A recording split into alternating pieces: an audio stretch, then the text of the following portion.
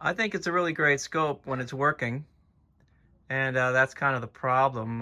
Sometimes it doesn't work, and I've had a terrible intermittent problem with this, and you can just see the noise also. That's part of the problem as well.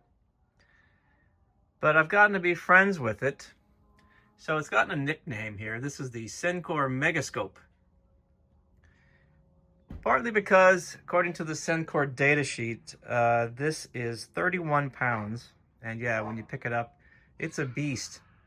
And it's also big. Big bad beast. A megascope. And right now we're feeding it a couple of different waveforms. The A trace on top has a 1000 hertz signal. And the B trace on the bottom has a 10 kilohertz signal. And right now we are, well, where are we on our trigger? Our trigger is set to the A channel, and we're on normal, and we're on trigger mode. If we want to trigger to the 10 kilohertz, we switch it over to the B side trigger, B trace trigger, and we got lock on the but that's one of the problems which you just saw right there.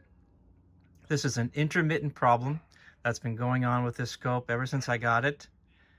The horizontal sweep will collapse, and it seems to only collapse when you're trying to use it. It doesn't seem to collapse when you're just trying to run it on the bench.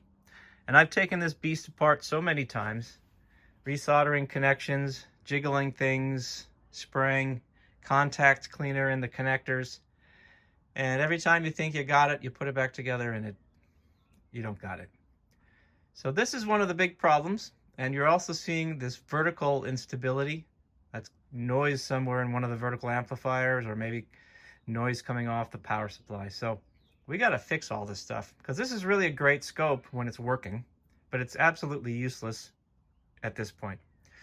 So one of the temporary solutions to get this horizontal sweep back is you turn the horizontal position pod all the way to one side, and it kind of snaps back into position. And I have fooled around with this, and I've cleaned this pot. It might even be that, but I've cleaned this pot. See, now I can't even get it to go. So we have two problems, two independent problems. One is the collapsing sweep, and one is the vertical noise. And I have this over here. This is yet another SC61. This is a fully intended to be a donor oscilloscope, steal parts from it. And when I got it a number of years ago, it was not working and clearly had been submerged halfway in water. So I cleaned it up and sprayed stuff and jiggled things, and it kind of came back to life. The digital display board, these things were prone to failure. And this functionality of the scope, we can go over that, makes the scope really handy and fantastic for fixing old TVs, but that was out. But I did get a waveform. But just over the last few days, I was trying to do a little demonstration of the trigger function, and one by one functionality of this thing just sort of stopped working. So this is dead at this point. And they're very complex inside, you'll see in a minute. And we need to take them both apart. And we need to figure out how to fix it. This is the short version. And this could be an easy thing or an impossible thing. I replaced the pot on the other scope. It had the same collapsing sweep problem. And what I did was, well, first of all, the horizontal position pot is a dual 1K pot, and there's nothing really spectacular or out of the ordinary about that, but on the back of it, it has a pull-on, push-off switch. So it's a custom potentiometer, and the idea is that if you pull the horizontal position knob out, you get a 10 times expansion on the sweep. Since we have absolutely no sweep at this point,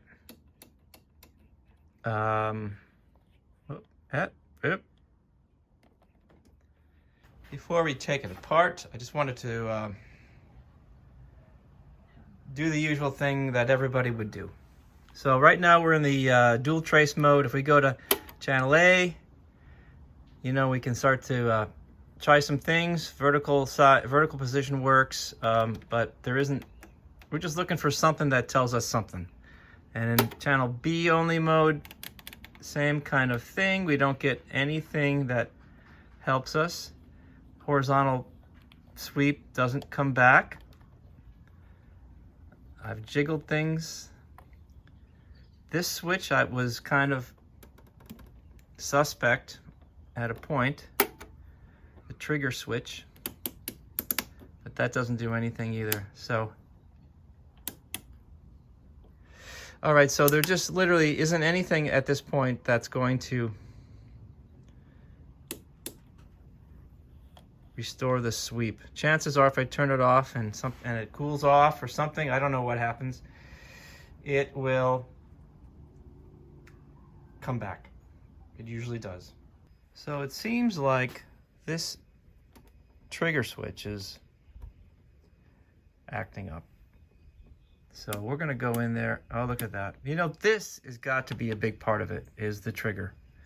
And it feels like it's a mechanical thing. So we're gonna go into this. We're gonna pop the hood and we'll start here on the trigger switch and see if we can learn something.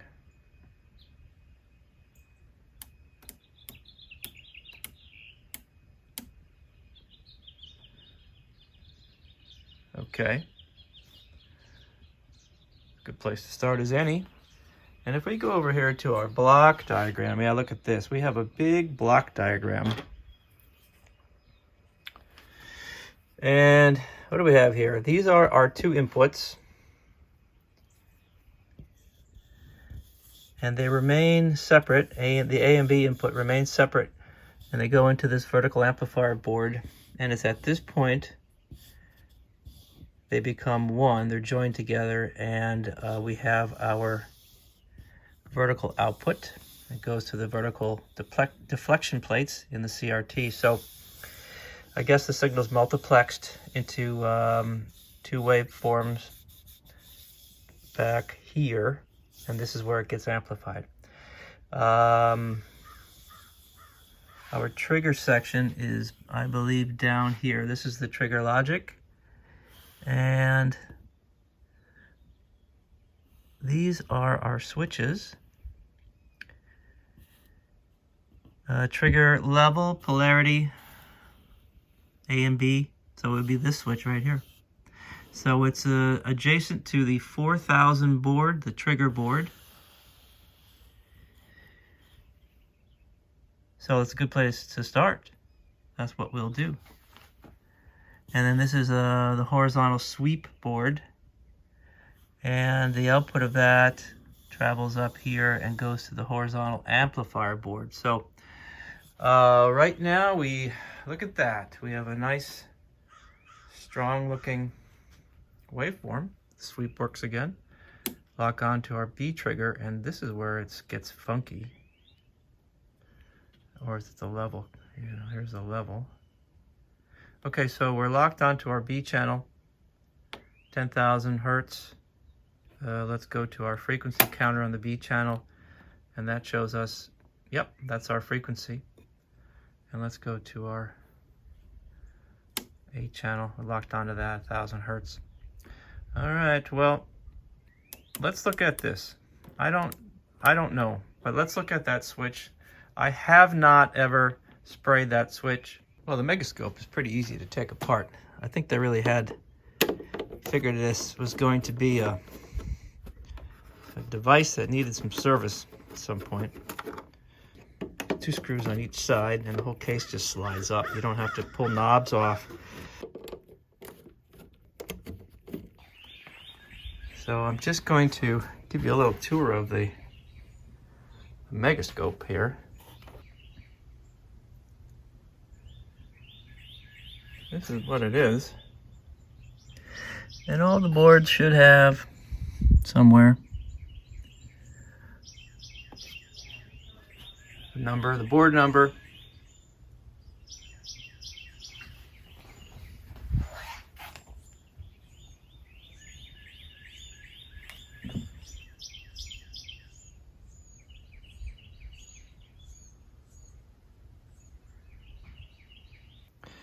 You can see on the time-based board, this is the wafer switch. And there are some holes in the back, and I know I've sprayed stuff in there. But I have not ever sprayed stuff inside of these switches. And the source switch is this one where I have my finger on it. The horizontal position pot, that's right there. The horizontal position pot that's right there is very difficult to access. It's way back there inside, and you have to take this stuff out to get at it. So I think we just simply have to take this board out. I've taken it out a bunch of times. I still marked them. But I suspect that by the time, well, we're gonna have a lot of wires that we have to really keep track of. And this source switch, trigger source, seems to be loose. But if we need to pull them out, hose them down. I guess that's where we'll start. First of all, beware of the circuit board edges. They're very sharp. So this rotary switch here, multiple wafers in here. I have been squirting some stuff in here, some deoxit. There's holes in here. I don't even know if it actually gets to where it's supposed to be. And then there are some little spaces between these tabs that goes in somewhere. I don't know if this whole cavity is open. Don't know. And then also this, there's some space, well, it's a sandwich of, I would assume, spacers that would they could build it up and add more wafer switches in there as per the request of the customer. Making a lot of assumptions here, but I kind of been hosing it down with deoxit, and just kind of wanted to show you.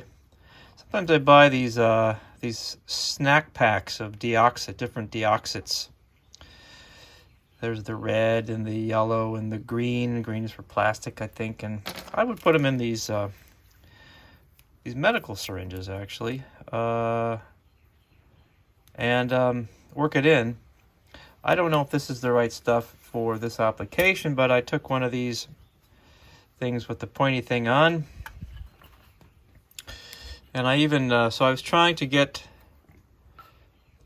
trying to see if I can get this inside somewhere. And then I would squirt deoxit in here, let it dribble in there as well, into the holes. And then I even did this. Don't know if it went anywhere, but I was able to separate this out far enough and squirt some stuff in here. Takes a little while to work it down, and obviously it doesn't spray inside, so I kind of give it, well, it's doing something. And it runs out, so I guess it goes somewhere. And it was in this process that I cut my knuckle up pretty good.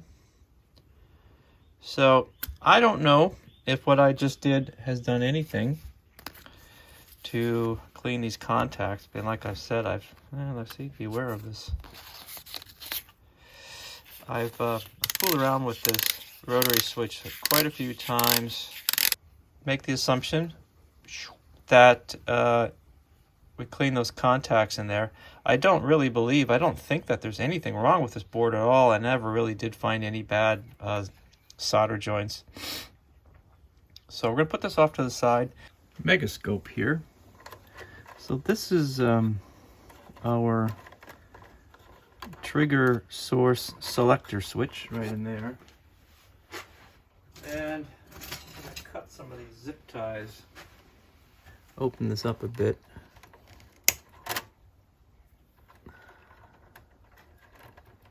Don't cut the wires.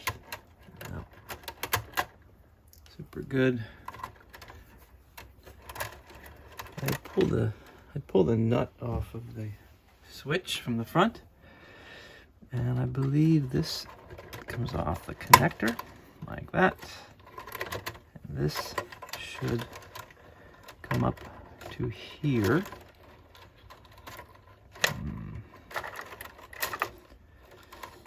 Yeah, let's just hope we can remember where everything goes. I might reroute this orange wire.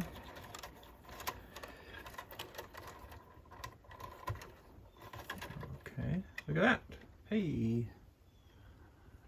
All right, so what is this board up on top? That must be the trigger board. Let's look at our, let's see. So can you see this? This is our trigger input board, trigger logic board, trigger input board, trigger logic board. So that's our trigger input board. All right. Look at that, they just kind of whacked off the end of the shaft. Not a precision thing. I gotta get something to turn that with. All right, so how are we gonna get the stuff in there? What do you think?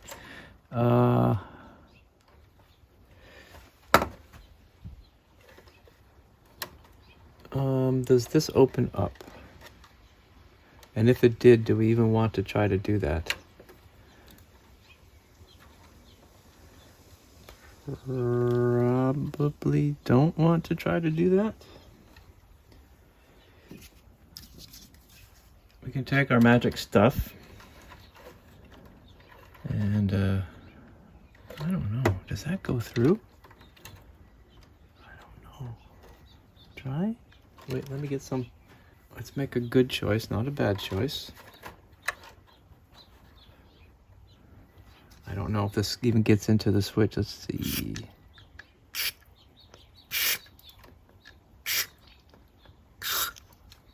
Well, didn't go shooting back, so maybe.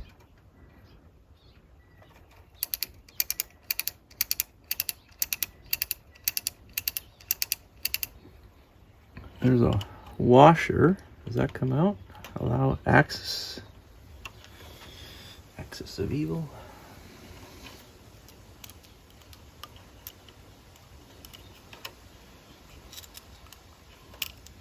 No. Let's remember to put that back in.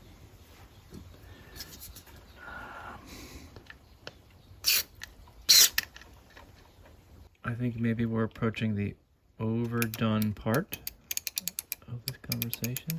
Oh no. Uh-oh. That was in there for a reason.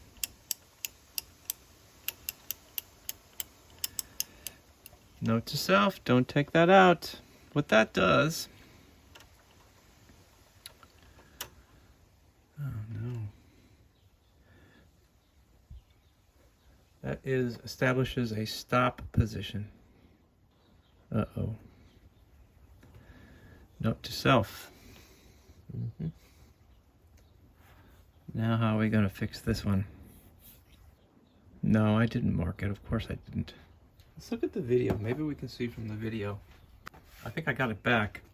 Yeah, don't take this out. This ring, and there's a series of numbers that go around, and I think that establishes how many stop positions there are in this rotary switch. And where this is set and where this is set when they're engaged together has to do with how many clicks, and I guess what connects to what. So I went back over the video and I think I got it right. Won't know till we throw power to it and put everything back together, which is a real bummer.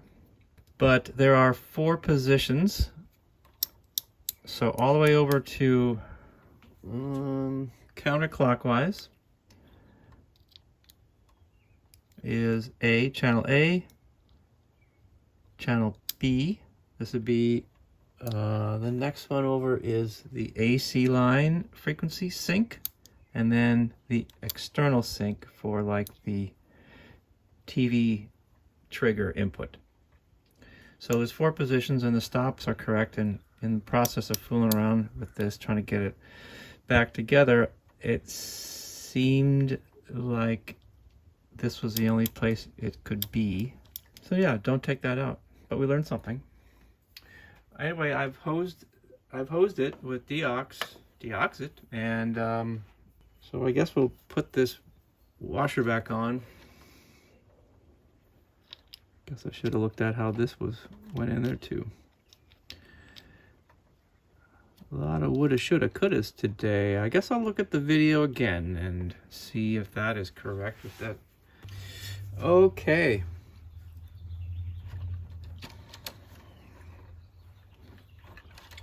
We're gonna assume that one is clean. And I had loosened up this one. This switch is the mode switch. Goes from normal to auto to TV triggering. We know better now to take that don't take that out. Okay, so we're gonna put that down now that we're smarter than we were a little while ago. And yes, I can see in there that it goes into the switch itself.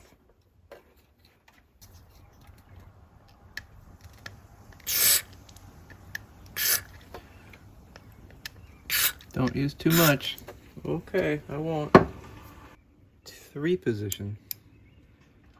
This would be normal, auto, TV. Normal, auto, and TV. Yeah. Is this even worth it? I do like this scope.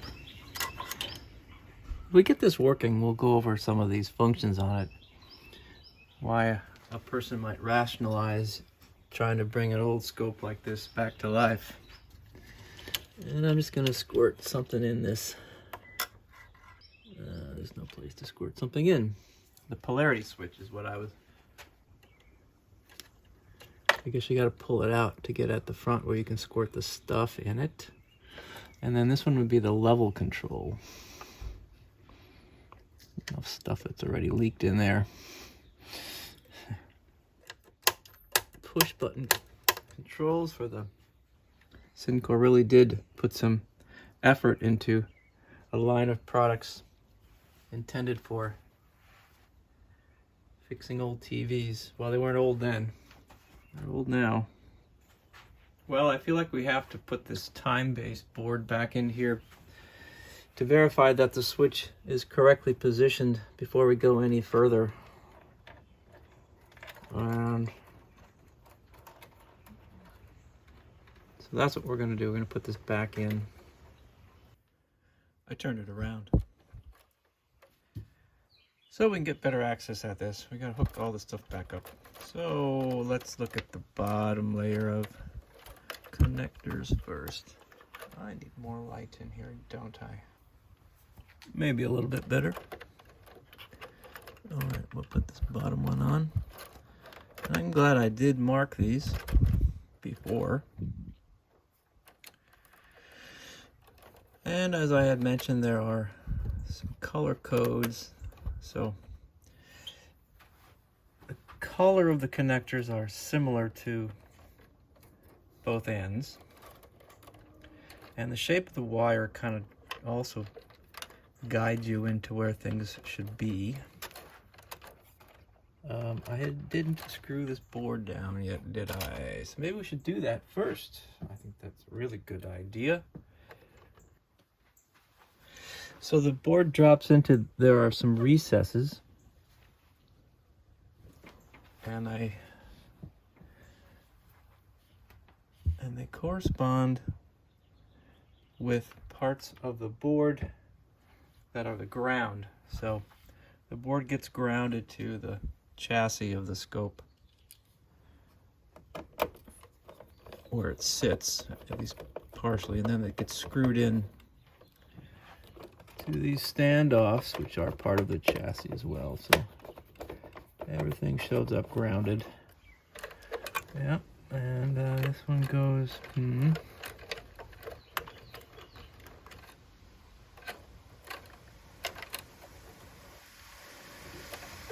this one goes here. I will check this, all of this against the pictures we took.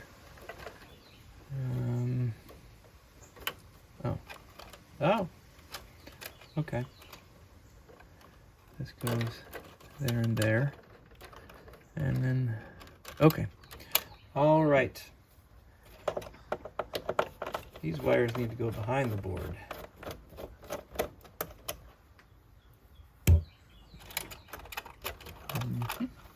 Goes there, I think. Yeah, okay. So we're going to do these two.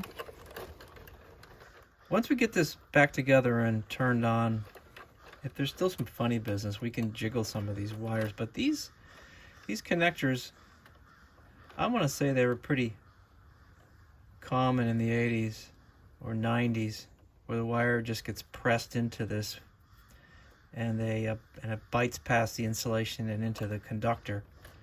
And they seem to be pretty stout and pretty reliable. So we're not gonna, and I have sprayed these, but I don't see any evidence of any kind of corrosion. They're silver plated, I guess, because there isn't any corrosion. I mean, it certainly seems like Sencore didn't really spare any expense in making this unit. It's pretty fantastic. And it's just kind of shown its age, I think, is as simple as that. Yep. This goes down there. Bam. This goes here. Bam. This goes here. Bam. And then this would have to go here. Bam. And sometimes using the old flashlight, doing the CSI thing, is really helpful to find things that you can't see when you're working in the dark, I guess. All right, once again, we're going to put 1,000 hertz into the A channel and 10,000 hertz into the B channel, both about 1 volt. Turn on the old megascope. Okay, so, all right, so it works. But we still have that strange noise. And right now we're triggering it off of the A source, triggered off of the B source, and that noise still, is it?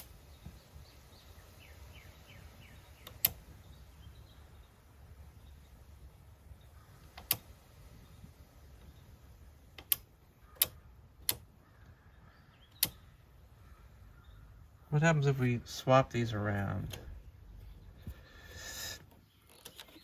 A and B. Does that tell us anything?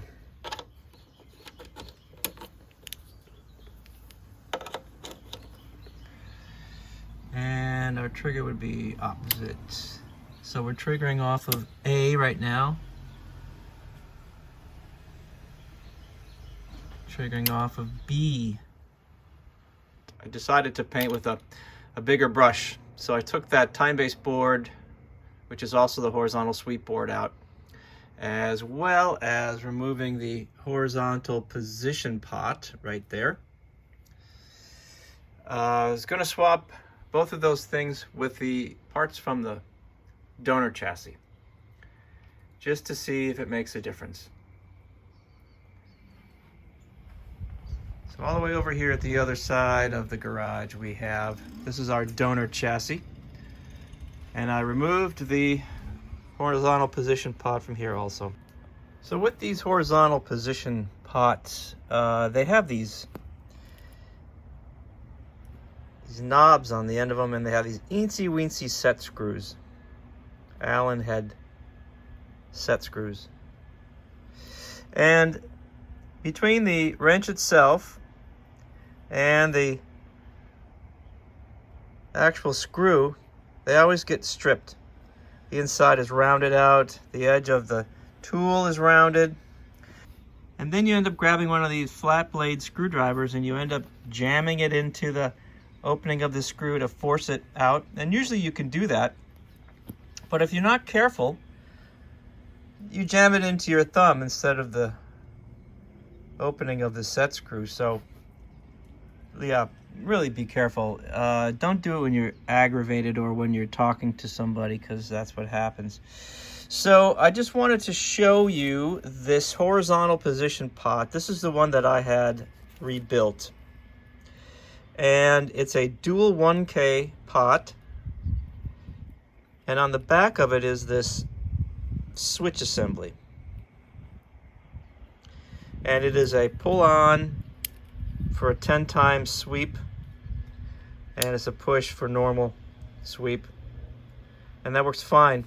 But you can see it's all kind of crunched up. In my haste to open this whole thing up and replace the resistive elements, I put a screwdriver in between the plastic housing and that tab and tried to pry it open, and immediately this plastic broke into like 6 pieces. So you cannot use this housing to press against to try to open it up. So this one I was going to rebuild, and you just have to, you can't use the plastic housing as a fulcrum to open up those tabs, but you definitely have to. This whole assembly has to come apart to change the resistive elements in here. So you got to get these 3 tabs off,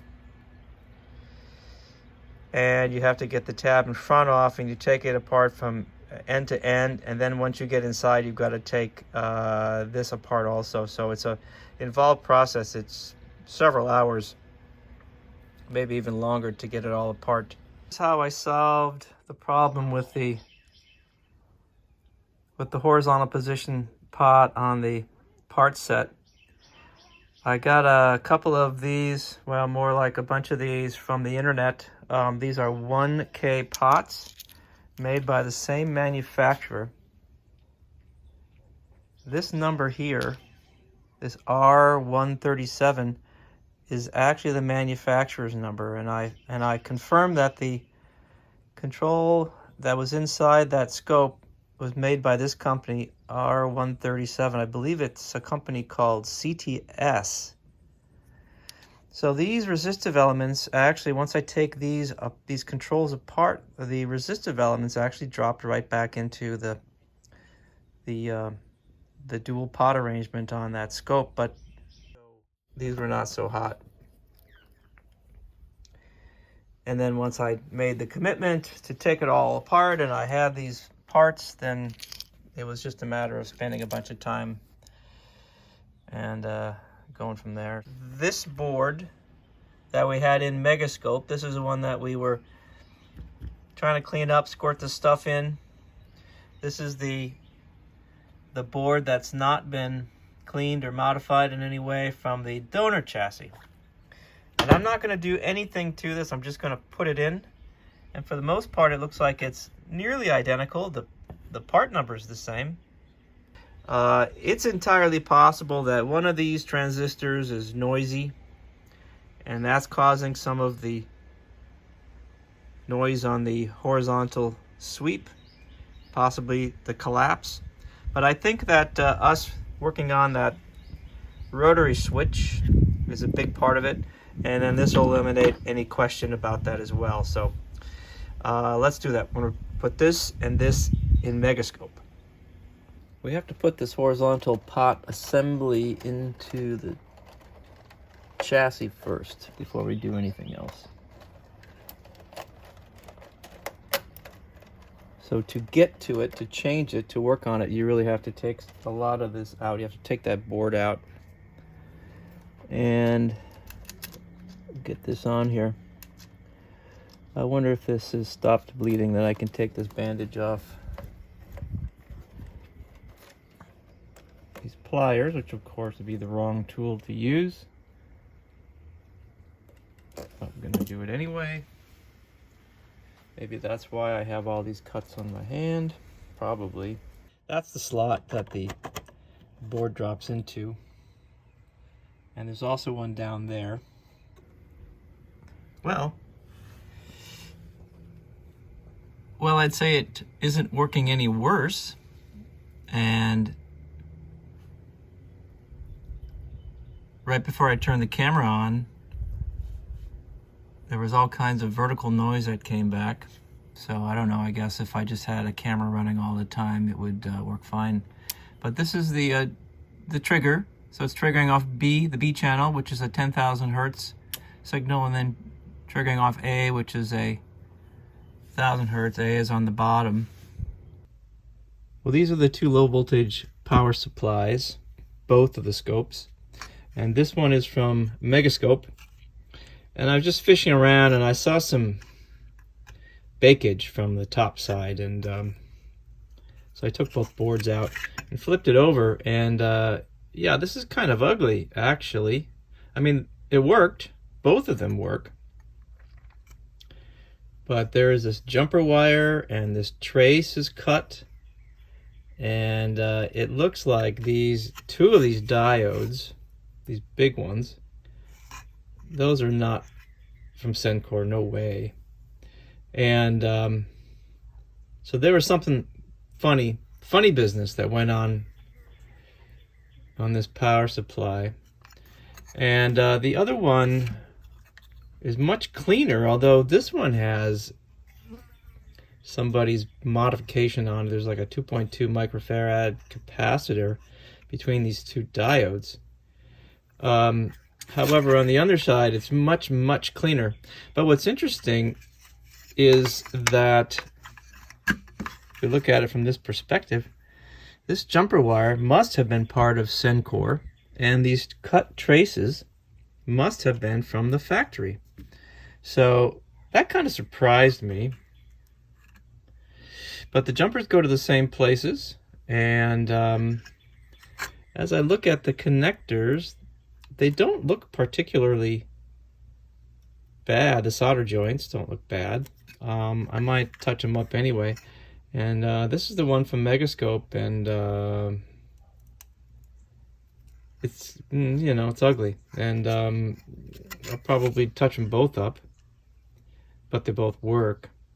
So let's take a look over here at the schematic and the board layout, because this capacitor here was not, that's not from Sencore. So there must be some ripple or some noise that somebody was trying to troubleshoot, and use the old blue ESR meter. And these capacitors, the electrolytics, seem to be fine, so I'm not going to change anything. The diodes all seem to check out.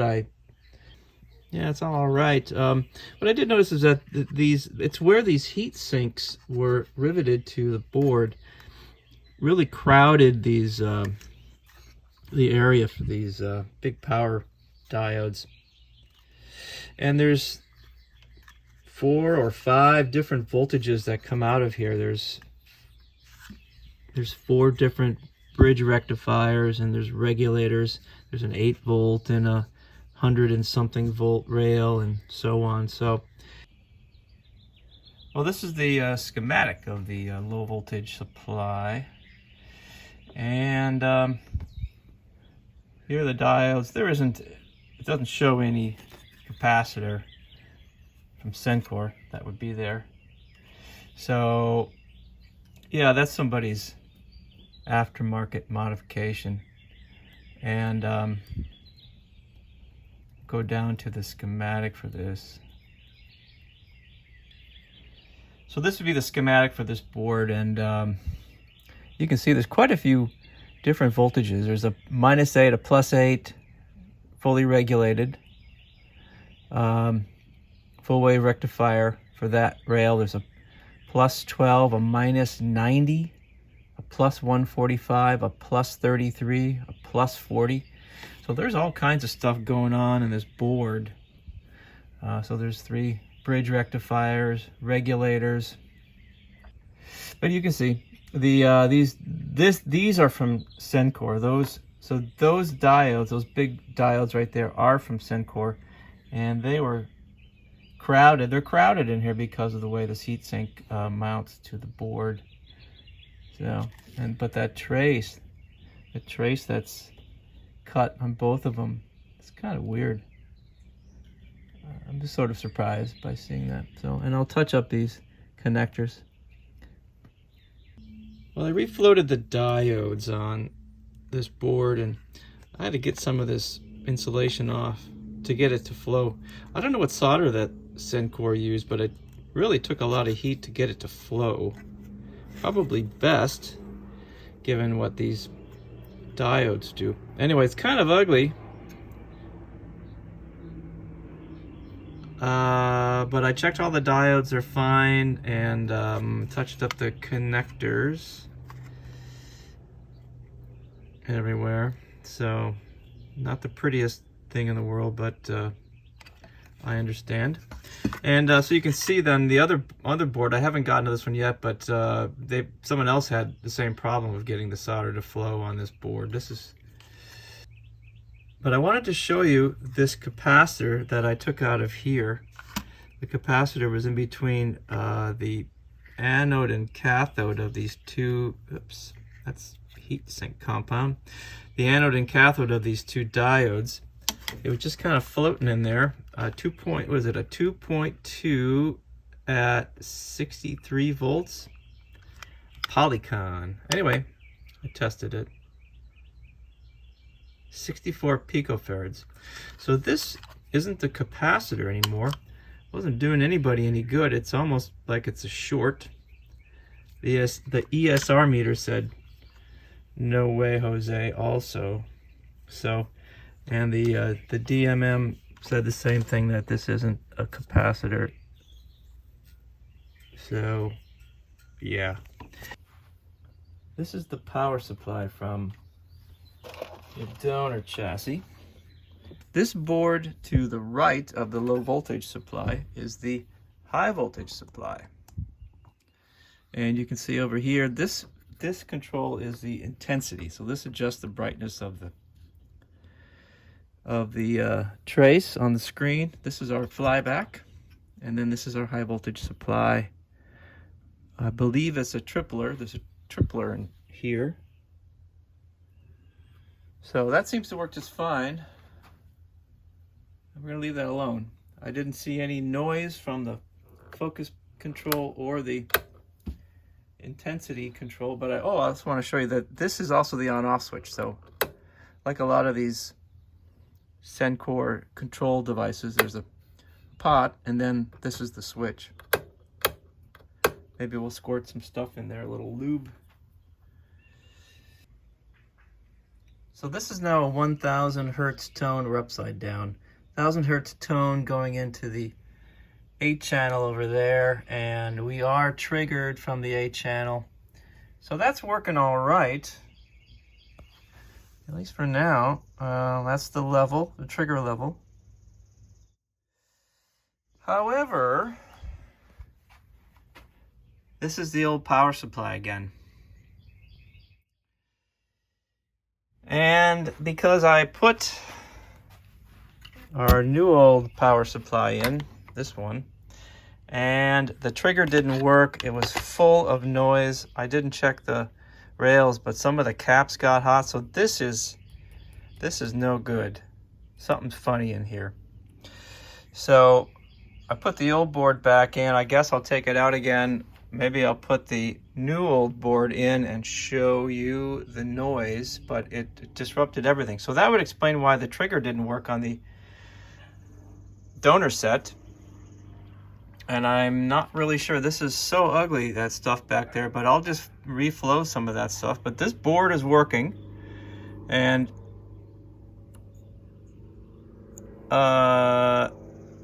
this cap is hot. Not hot, but it's warm, probably warmer than it should be. This power supply board, I guess, needs recapping. I checked the ESR on it and on the caps, and they seem to be okay, but doesn't mean that the capacitance is all right. And quote unquote good power supply board that we took out. So this is a 2200 at 25 volts cap, and I thought I'd just check it against that capacitor on the left, which is a new one. They're all Nichicons. They're good caps. So there's an ESR of 0.3 ohms. And the capacitance on the one that's in the board is diminished, not horribly. So it's still an all right capacitor, really. And let's just check it against this brand new 2200 at 35 volts. And we can use this as a benchmark, a baseline, something like that. Yeah, so it's the ESR is the same. It has the proper capacitance. The V-loss is less, but you know, really for the most part, this cap is all right, and I would expect these other caps to be all right too. But I think this board should be recapped.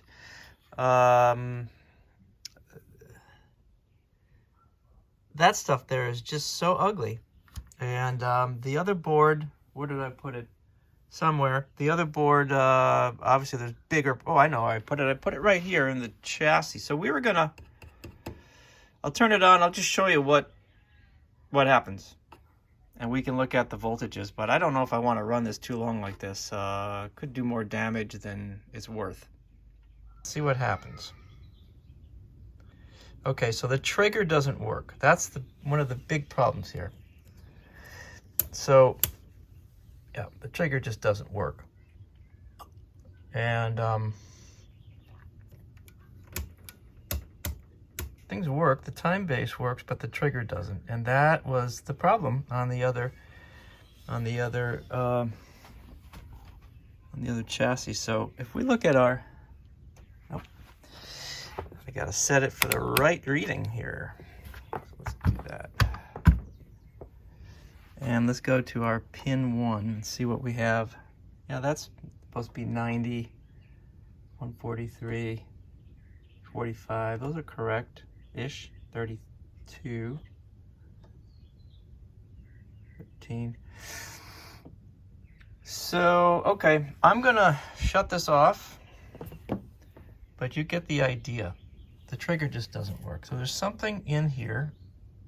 Something is causing this trigger to not function properly.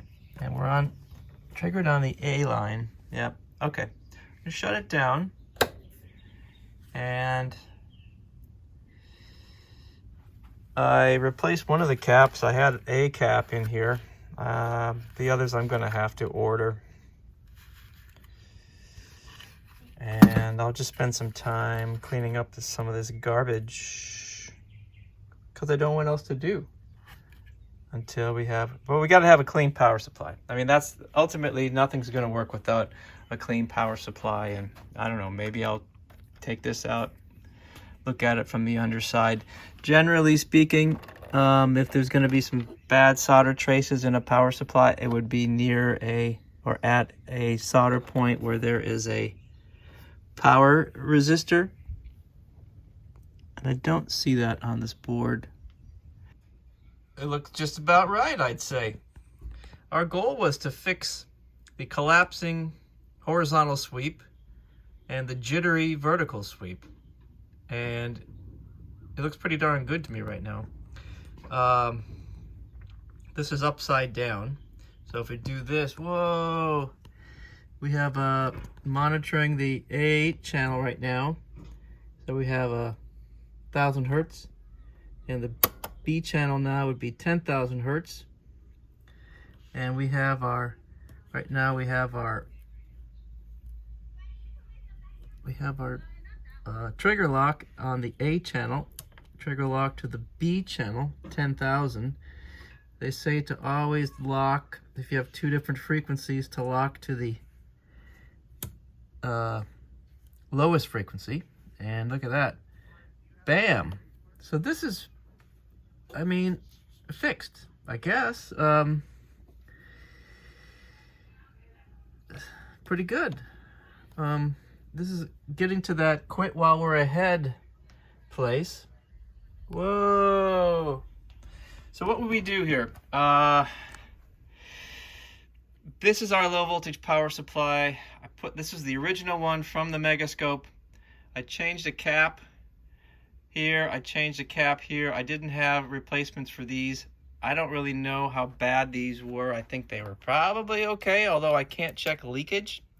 But I will order some. They're all axial caps, and the reason why they're axial caps is to keep a low profile to get underneath this shaft for the, whatever it is, the focus control. So I had to do a little ugly thing there. They are not getting warm, because the other ones did get a little warm. The regulators get warm, but I think it's good. I've been cleaning the connectors with deoxit and the switches. Made a new decision, better decision. I'm this far.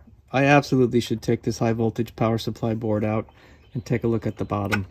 So that's what we're gonna do. The high voltage works fine, and sometimes my logic tells me we should just not mess with something that works fine.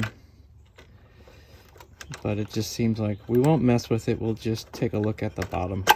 That's what we're gonna do. And I hope I can get this out without major disruption. This could be major disruption, getting this out. I'm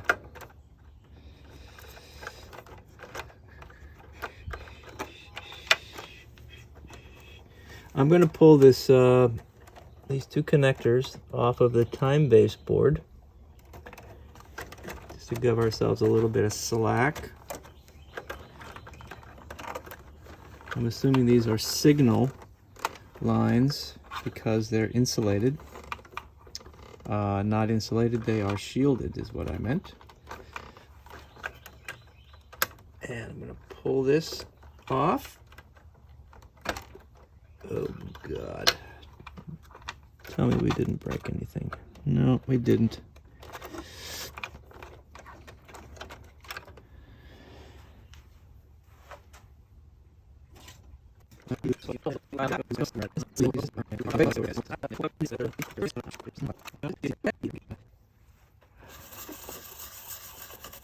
Doing a little cleanage, and I think it's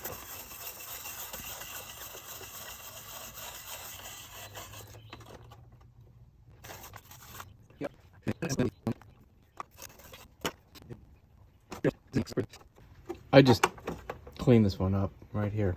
This board looks fine. So let's put it back. How? Let's put it back in. Shoot. Very carefully. A pair of black wires is that's the on-off switch, what that is. We need that.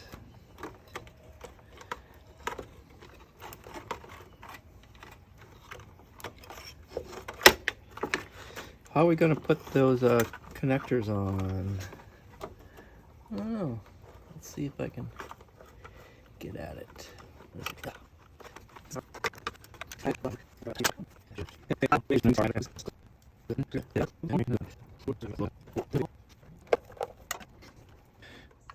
All right, this is our low voltage board again. We're getting bored with taking this thing out and putting it back in. Did you hear how clever that expression was?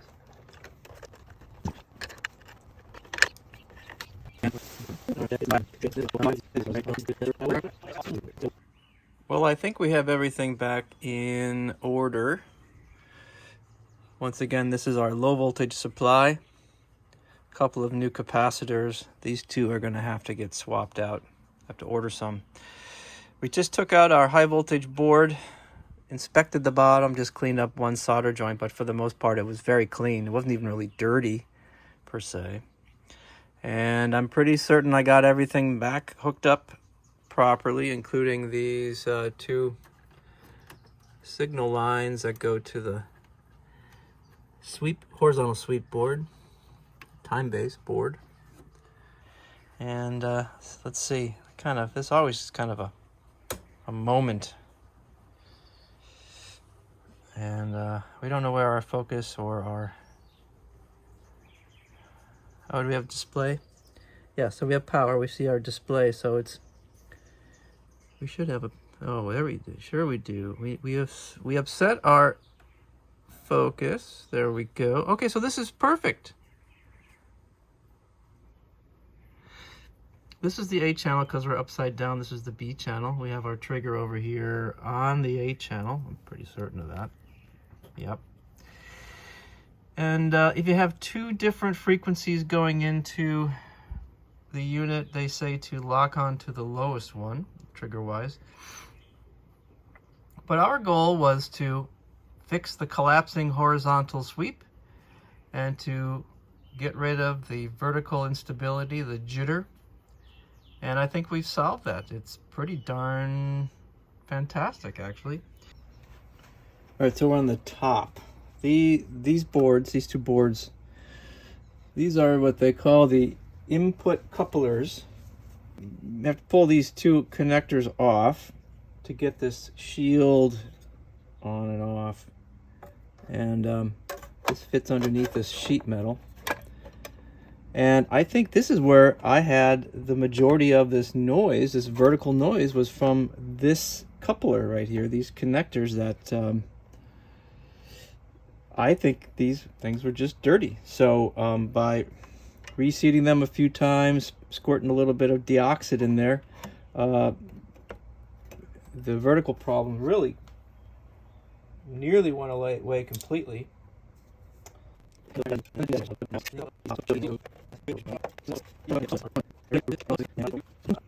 These connectors, I don't know if anybody uses these anymore, but they're very period, and these wires just get pushed down into these two crimps. Each connector has a crimp, so you push the wires down, and then it cuts the insulation and grabs into the actual conductor. And I just kind of go through here and I just push the wires back down into the connector. I don't know if this is necessary. I don't know if it helps. Seems like it would help. Especially if you've been cycling these connectors on and off the board. You tend to grab it by the wire. I don't know that that's a bad thing, but I don't think it's a bad thing either to just double check that the wires are securely gripped inside of these two little whatever they call them, because I don't know what they call them. And I kind of go around all the boards and do that. It seems like it's just an ounce of prevention. That one quick inspection. Got our shield back on and our signal leads connected. Oh, I wanted to show you this also. You see this? This is this big coil of shielded wire that goes around. It's pretty dense. And at first I thought, well, this is just the way that they routed a bunch of these shielded wires, but in fact, that's not what it is. It is shielded wire. But let me show you over here. And then at this point, A and B channels get, I guess, modulated into a single signal, so that because there are not two electron guns in the CRT, there's only one, which is pretty typical in scopes. So it gets modulated into a single, into what appears to be a dual trace, but one signal that goes to the vertical amplifier and then to the vertical deflection plates in the CRT. Anyway, long-winded way of saying that this dotted line right here says right here, it's hard to read on the schematic, but it says a 70 microsecond delay line. So that big coil of wire is the delay line. So whatever the length would be, I thought that was really fascinating. A delay line on an old color TV, as an example, is say like a cardboard tube, maybe an inch in diameter, and it's wrapped with a big coil of wire all the way down the length of it.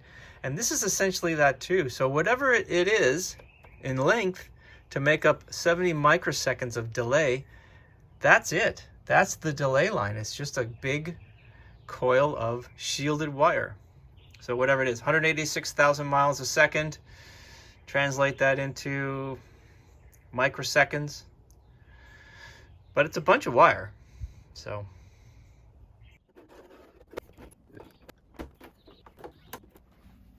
here we are, back together again.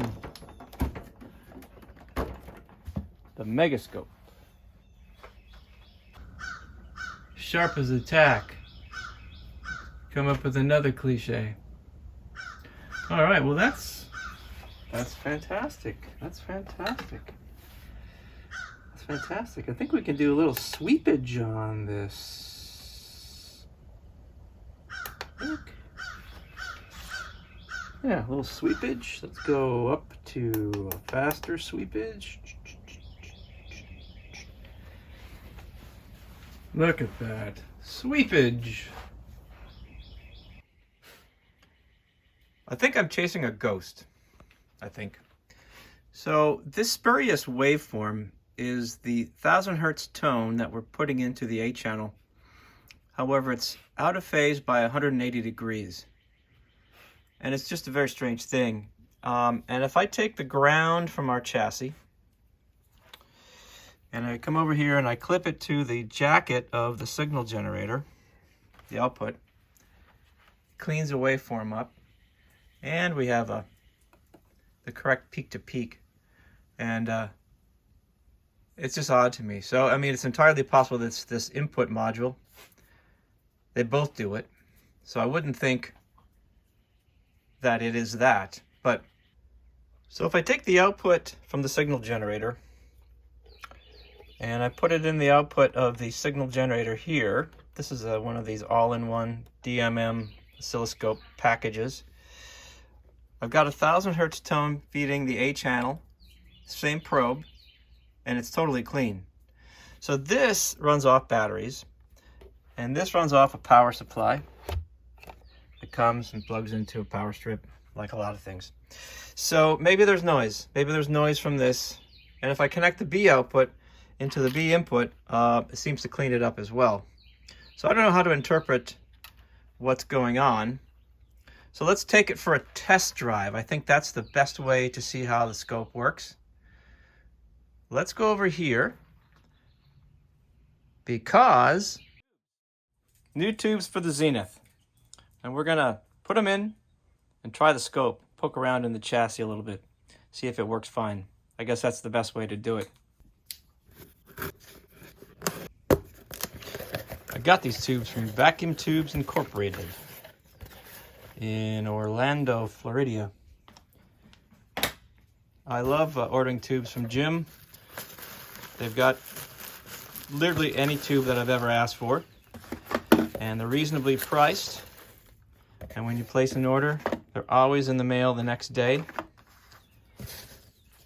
It's just a great place to buy tubes. And sure, I bought stuff on eBay, but this works out pretty well, I'd say. So what we have are, let's see, we have a couple of high voltage rectifiers. I'm going to replace the, there's a new old stock 1B3 in here. I'm going to replace it with what should be the 1K3 or the 1J3. I have a spare. What is this? A damper tube. Got a damper, a new old damper. This is a 5Y3 rectifier. This is going in to the Space Command chassis, replacing the one that's in there that is actually the wrong tube. This is a horizontal output tube, a 6DQ6. And then this, a 3DG4. This should be the, I know what this is. This is the rectifier. This is the main rectifier tube for the chassis. So, well, here in Zenith land, the 5Y3 is the rectifier tube of choice for the Space Command chassis. So this one is the 5Y3. And in fact, that tube is kind of an expensive tube. That's a $20 tube. I guess they're in demand or something. It's all coming back in style. So this is our Space Command chassis, and this was a 5U4? Yeah, 5U4. And this rectifier seems to draw a lot more current. So this transformer really got hot, too hot. And we're going to put this in. Now, unfortunately, I have to take it on face value that this is actually a 5Y3. I think it sure looks like it because you really can't read it anymore. So let's put it in. There, fixed it. And then this would be our damper back here. And I don't know that there's anything wrong with it. You know, it's got some miles on it. I'm not talking about the getter on it, but well, but the brownish haze around the getter, we're gonna just replace it. So here in Zenith land, this is our damper right there, a 6CQ4. Not a Zenith branded, but an RCA branded 6CQ4. I'm gonna put that in back there. And then we'll swap out the horizontal output tube. So this damper is a 6DE4. Kind of hard to see it, I think, but that's what it is. And this is a direct replacement for the 6DQ4. And we're gonna put the damper in back here. Hi. Like that. And then we're going to swap out our horizontal output tube. Gently, gently, gently taking this cap off. Very successful.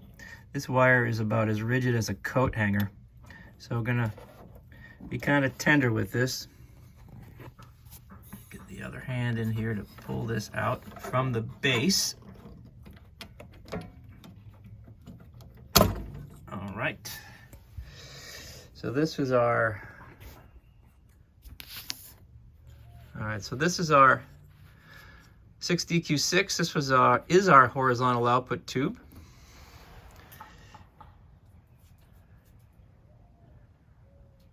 This wasn't really in bad shape, but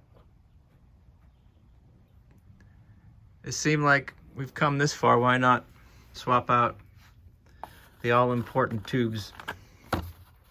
So we're gonna pop this Zenith branded tube in there. All right, so this is an official 6DQ6.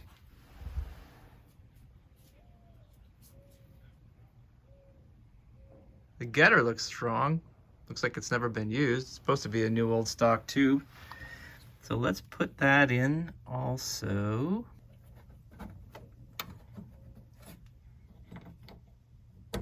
Put our all-important plate cap back there.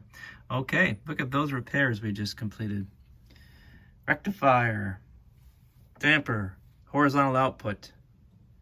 What else do we have? We have I do have a replacement rectifier for this rectifier.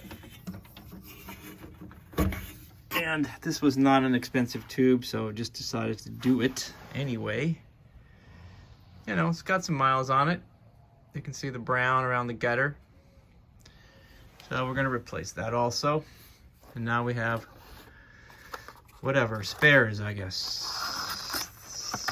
Yeah. Ooh, pretty. This looks, yeah, looks like it's a very strong looking getter. Looks like it's never been used. The new old stock.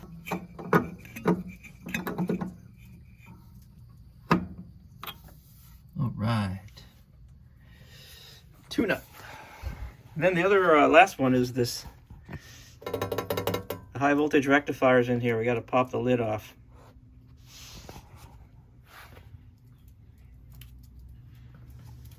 So, high voltage cage. This is our object of replacement. I know there's nothing wrong with this, but the specs are a little bit different on the 1B3, 1G3 versus the 1K3. So we're gonna replace this. There's nothing wrong with this tube at all, but we're gonna change it anyway because we bought it for this purpose.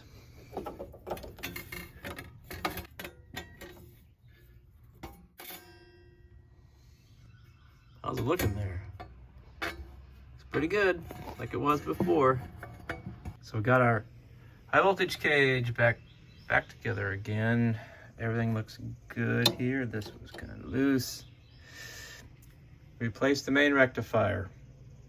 Replace the space command rectifier. Replace the high voltage rectifier. Replace the horizontal output and the damper tube. So let's power it up, make sure that it works first of all. And then this is our horizontal oscillator. We can get inside here. I can extend that tube up because that's the only tube extender I have that would fit these tubes. And we can clip onto that and see how the horizontal wave looks and test our megascope. Well, we're here in the garage with Maisie. Say hi, Maisie. And we have our space command remote. Oh yeah, let's see what's on. Insurance company y de su plan más popular. Si tienes entre 50 y good old-fashioned daytime junk television. All right. Well, so that's our new horizontal output tube and damper and rectifiers. I did have it on earlier, and I had to adjust the position of the horizontal scan a little bit.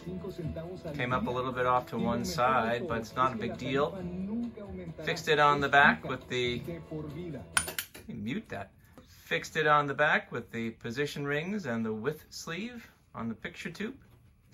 So, yeah, now that we know that it works, click it again, we get an increase in our volume, maximum volume, based on how this is set. And let's just shut that down. Okay, so the set works quite well. And we're gonna spin it around and grab our megascope and take it for a test drive. So this is our horizontal oscillator tube. It's a 6GH8, and this is where we're going to look today. Let's see, the first grid is supposed to be minus 65 volts DC, and the second grid would have a plus 140 volts DC, pin 3, and the plate would have 240 volts DC. So we're going to look at this waveform, which should be a sawtooth, because this is the oscillator tube. We don't have an extender to use to read the output tube. So we're going to go clip onto this grid. Should get that. And we should be able to take a peek in there, poke around a little bit, and see these DC voltage readings as marked on the schematic. So let's get this in here. Okay, how is this oriented? Looks like it's gonna go in like,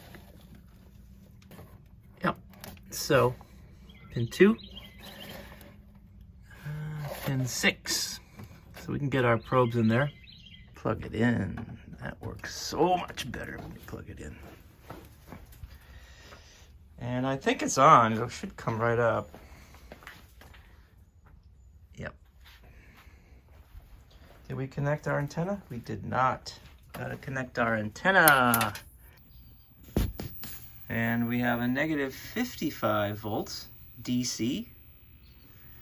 And as we change our frequency reading, just about right, 15.43 kilohertz. We know that it's running off speed. The picture has no horizontal sync, but I believe it's because our scope is loading this down. If we took the scope probe off, we should be able to restore that. Let's find out. Yep. Let's see, we should have a picture again. Yeah, okay. So, that told us something. So that is our, there we go, back on, pin 2, the grid. Well, that's our waveform, and we are going into the A channel. Our trigger is from the on the A channel, and we're in normal position. Our level is normal, and we are using this great function on this scope where we can switch between the vertical and horizontal scan frequencies. So that would be the position we would use for reading the vertical circuit, and this is the position we would use to read the horizontal circuit. It's a preset in the time base, and we can get there the same way by this and going all the way over to where our vertical would be. It's the same thing. So this was one of those great capabilities of this scope for working on TVs of the time.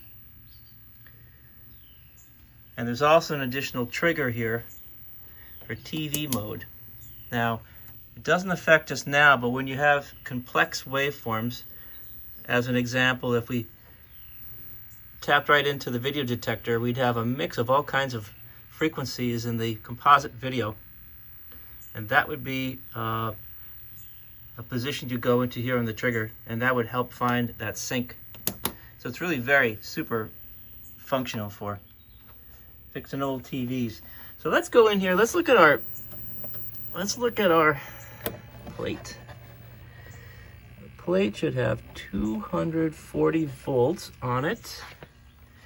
So that is our plate. That's the signal coming out of our plate. That's our frequency.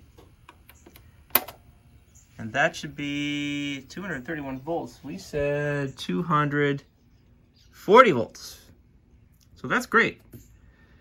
And our waveform, well, that's not the waveform. We don't have a waveform coming off the plate of this, but the voltage is correct. And if we go to pin 3 on the grid, that's where our plate is, pin 6. Let's go to pin 3, which would be this pin here. Come on. All right, that's pin 3. We should have 140 volts. We have 127.7 volts, so certainly in the ballpark. And change our volts per division. That's a nice clean looking sawtooth waveform, which would be, well, it's not drawn here either. But that's where we are, pin 3,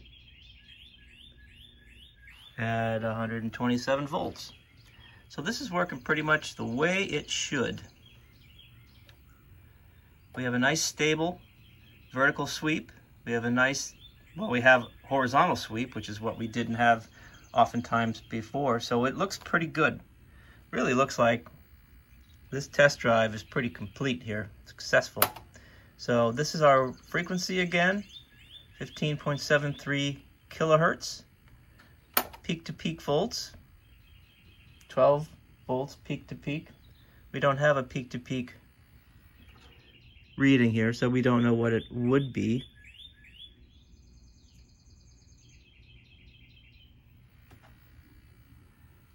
But then we have our DC volts in.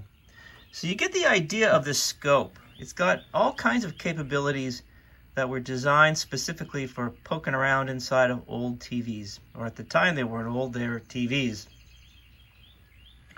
So we have our DC volts, our volts peak to peak, and our frequency, and we have our digital readout, and that just makes this thing so incredibly handy. And then changing between your time base is super convenient also. And then down here we have an external trigger, which we would use possibly if we were feeding it a signal from the signal generator. I have a VA48. You take the composite video out of that and into this external trigger, set it on TV mode, and it'll lock to whatever signal you output from the signal generator. So it's super handy. It's a dual trace scope. I seldom use it in dual trace mode, but it is awesome. Well, this might be the unfortunate news part of this video. I think we've established that this scope does a lot of great things if you're going to try to fix a vintage TV. It's got a special trigger, and everything comes from this probe. But that's kind of the bummer of this whole situation. This probe is made by Sencore, was made by Sencore. This is an actual Sencore branded scope probe. And this little tiny wire that comes out is actually a critical component to this working.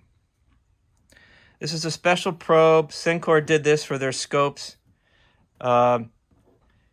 This wire right below the BNC connector goes in here where it says DC volts in. So unless you have one of these Sencore made scope probes, you really can't take advantage of this digital meter, because that input has to do with these functions. And you think, okay, well, I'll find some on eBay. Well, that's the problem. They are unobtainable. Actual Sencore scope probes. So there was somebody on YouTube who had a video on making one of these. I believe his channel was Rusty's Ravings. And I was going to try to make one up and see how it works. But one of the most interesting things is that with this scope, you can literally read 2,000 volts.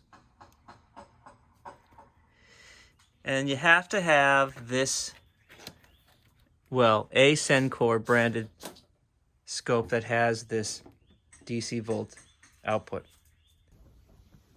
Schematically, this scope probe is here. It's hard to read the numbers, but this is the probe, and this is the probe tip, and this is the ground clip. And you can see the lead that travels from the tip of the probe down towards the BNC connector, and it goes into the DC input. So this is your standard compensation network in a typical scope probe.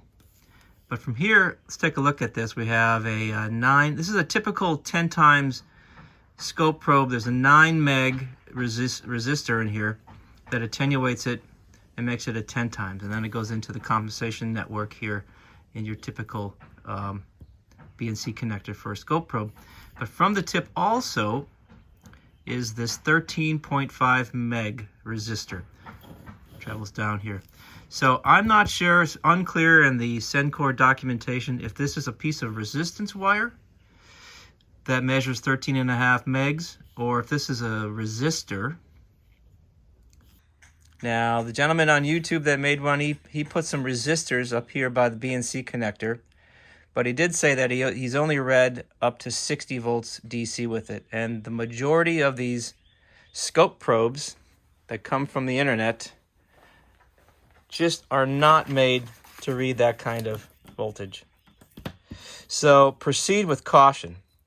These probes are 10 times only. There isn't an adjustment to switch between a 1 times and a 10 times attenuation.